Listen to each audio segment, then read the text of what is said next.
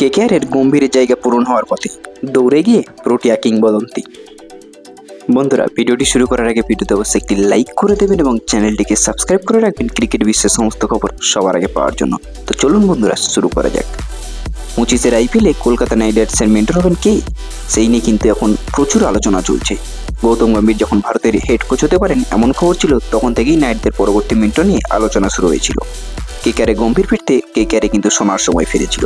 দীর্ঘদিনের ট্রফির খরা কাটাতে পেরেছিল শ্রেয়স আয়ারের নেতৃত্বাধীন নাইট রাইডার্স। গম্ভীর যেহেতু এখন ভারতের হেড কোচ, ফলে কেকেআরের মেন্টরের জায়গা ফাঁকা রয়েছে। এবছরের শেষের দিকে আইপিএলের মেগা নিলাম, তার আগেই সম্ভবত মেন্টর হিসেবে এক প্রোটিয়া তারকাকে নেবে শাহরুখ খানের দলে। সেই দক্ষিণ আফ্রিকার ক্রিকেটার কে? একটা সময় ছিল যখন কেকেআরের জার্সিতে খেলেছিলেন জ্যাক ক্যালিস।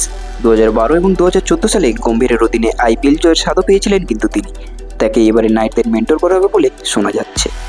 2016 থেকে 2019 আইপিএলের 4টি মৌসুমে নাইট রাইডার্সের হেড কোচ ছিলেন ক্যালিস। তারপর 2019 সালে কেকেআরের কোচের দায়িত্ব ছেড়ে তিনি দক্ষিণ আফ্রিকার ব্যাটিং কোচ হিসেবে যোগ দেন।